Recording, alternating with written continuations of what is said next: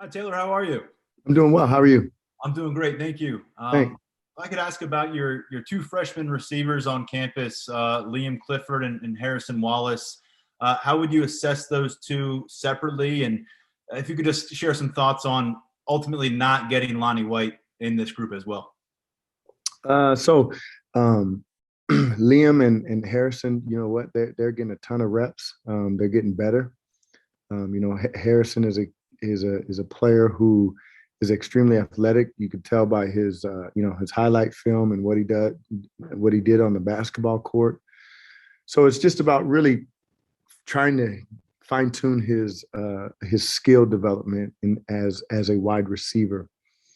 So we're really trying to work on that along with a lot of plays that you got to learn. It's like a foreign language, and you got to try to pick it up fairly quickly.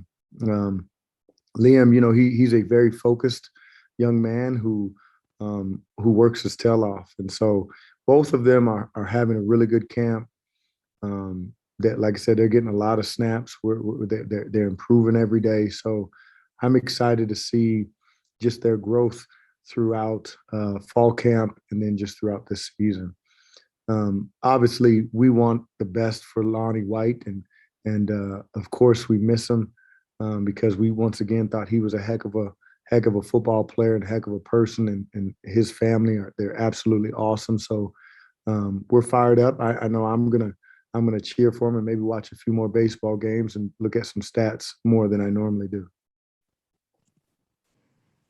Audrey, and then we'll go to T. Frank. Hey, Taylor. On a different note, wanted to ask you, what's something that you've learned about Alan Zamitis since he's been here working with them, and what's Alan's addition meant to the recruiting department? You know what? He's passionate, man. I mean, he's been absolutely fabulous in terms of what he brings to the table in the recruiting department. He's very personable. He's somebody who, I mean, he loves this university, and you can tell when he's talking to recruits, no matter what position, offense, defense, special teams. And you know what? He's also a team player. He's willing to do anything, whether it's grab somebody a water, whether it's set up something, whether it's have a conversation about the top things with Penn State and Penn State football. So I think it's been a great addition. He adds some knowledge of our footprint area too, in terms of recruiting, but then just his knowledge and passion for Penn State and Penn State football is just it's unmatched. T. Frank, and then we'll go to New Bias. Hey, Taylor, how you doing this evening? I'm hanging in there. Great. Last week, James Franklin mentioned that Tyler Rudolph at safety, the light had really come on for him in training camp. Is there anyone in your position group that you would characterize that way, of maybe a young player, a guy who you've seen that happen for him so far this training camp? You know what? Keandre Lambert he's been working hard, and he's been working hard not just on his physical abilities, but also his mental toughness. And so he has grown in terms of if something negative happens, to be able to shut the door on that negative event and let's move on. Like in golf, I'm sure a lot of you guys know, in golf, you make that one bad shot and it's like it leads to the next one and the next one and the next one. So just trying to encourage him to shut the door on maybe a bad play and move forward. So he's had some moments this fall camp where he's done a tremendous job of, I guess, having that light come on that say, you know what, okay, I might not have executed the way I need to execute. I'm not going to let that get me down. And you know what, let's get this next play. So he would be one that I think is moving in that direction. New Bias, and then Elton Hayes. Hey, Taylor, thanks for the time, brother. No problem.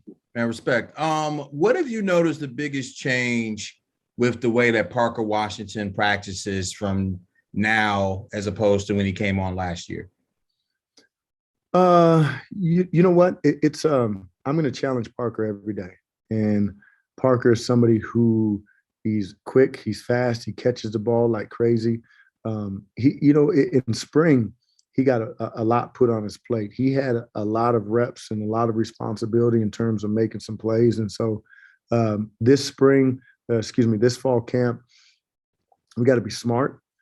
He's got to be smart. He's got to go hard, and his level of play has to increase. And so we're challenging him to use his voice more, to not just sit back and kind of let plays come to him, but to go and attack some of the plays and be a little bit more of a vocal leader. So in some regards, the level of expectation for him and for himself has improved and has increased. Elton Hayes, and then we'll go to Mark Brennan. Hey, Taylor, hope you're doing well this evening. Thank you. I want to ask you about Cam Sullivan-Brown, the guy who's been with the program for a while now, played in 8 games last year, had a catch to kind of close out the season last year. What are your expectations for him, with the position group this season? And, what are the early thoughts on what he's brought to the table this camp? Yeah, I know. Sometimes it feels like CSB is older than I am. He's been here for a long time. I have a tremendous amount of respect for CSB. He's been through a lot, man. And what he does is he provides some consistency, probably that you guys don't see, or it doesn't necessarily show up in the stat line. But he's a consistent player. He's a player that when he's out there and he's working, he'll work hard. He'll do what he's supposed to do. He's not necessarily a vocal leader, and so right now I'm challenging him as well. Somebody who's a old vet who's been around, and he's been around and he's done things the right way. So, like I said, I have a tremendous amount of respect for him. I do believe that he's going to have some very big plays this season. Whether it's going to be moving the chains on the third down or getting in that end zone. So. I like CSB. I really do like him, and I'm excited to see what he's going to do as well. Mark Brennan, and then Ben Jones. Taylor, how much, if at any, has Marquise been repping with you guys in the preseason here? And do you see him kind of factoring in at wideout as the season goes along? He's a unique player, right? I mean, we talked about that a little bit in the spring, that he's somebody that can provide value to the defense, offense, and special teams. So he's getting a little bit of mix of everything. And so he's staying sharp. He's trying to stay sharp in terms of any role that we put him in. Like I said, in all 3 phases, he's trying to make sure that he's ready no matter what the situation is. Ben Jones, and then we'll go to Greg Pickle. Hey, Taylor, how's it going? Good. If you were at Purdue today, where do you think you would have gotten your first name, image, and likeness deal from? What was there a sub that you would have gone to? I mean, where would you have tried to get your money first? Well, that's a great question there. I'm trying to think about, we always, right before a team meeting, we always got that double cheeseburger for 99 cents right before practice. Thinking about it now, it probably wasn't a good idea. But Jimmy John's was another place that we used to get us a quick. They delivered pretty fast right there to the locker room. So that was another place. You know what though? There's this little ice cream place that I used to be in a little competition sometimes with the quarterbacks that someone would have to provide the ice cream for Friday meetings. And so maybe that would be a place that I would like. We've got time for 2 more. We'll start with Greg Pickle and finish it up with Tyler Donahue. Good evening, Coach. Good evening. I'm curious about another guy who's been on your roster for quite a bit of time, Daniel George. What progress have you seen from him? And then Jaden Dotton and Malik Mega, 2 younger guys in your position group. What is your prognosis or your outlook for them as well now that you're through a handful of practices? Yeah, the thing with DG is just always about the little things. He is extremely talented. He's a big body dude who's fast. He's physical. He's one of the strongest dudes on the team. And you know what? We've challenged him just to take care of the little things in all aspects of his game, all aspects of his life, is to take care of the little things, because the little things lead to big things in a positive way. And so, this summer he's done some of those things. He's been challenged, and so the start of camp, he's you know what, he's done some really good things to start of camp, more so than he did last year. So that's a positive thing. Malik has, you know, especially somebody who comes from Canada who did not play American football really until last year. He's made huge strides in his game and just his knowledge of the game, because you can only imagine the rule changes that he has to have, or he's had to learn when coming to play American football. And then Jaden Dotton, you know, he's somebody that is talented. We got to get him out there and playing and getting some reps. And I know that his confidence will go up quite a bit too when he's going against our DBs and making plays and one-on-ones, because he has the ability to do those things. It's just making sure that he has the confidence and you know, the know-how, and you know, a little bit of the motor. Get the motor going. Let's get the motor going so you go out there and freaking turn it on right from the get-go. So those just a little quick synopsis on those guys.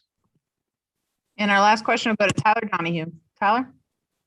Taylor, if I could circle back to Liam Clifford, do you feel like he is a guy who can make an impact on the field on Saturdays this fall? And have you ever coached up a wide receiver whose brother is the starting quarterback of his team? What kind of dynamic does that maybe present for him? Oh, you know, yeah, I think all freshmen, all incoming players, they will have a chance to make an impact. All my recruits know that. The current players in the room know that every day, every year, you got to bring it. And so 4-star, 5-star, second year, first year, fourth year, you got to bring it. You got to bring it. And so, you know, like I said, Liam, he got here a little bit, I don't want to say late, but it's got to learn a foreign language. And so being able to, the faster you can pick up the offense, the sooner you know what to do. And then once you know what to do, then we can work on how you do it. And so we're still in that process. We're still in that process of fall camp where he's learning what to do so that we could try to fine tune and get to the part of how well you do it. And then, no, I haven't been a part of a duo where the starting quarterback is your brother and you're coming in as a receiver. I'll tell you what, you automatically think that they will have that instant connection. And so they're building that as well. And you can see sometimes Sean putting his arm around him just to, whether it be coach him up or just show a little brotherly love. So tons of respect there, and it's awesome to be a part of it.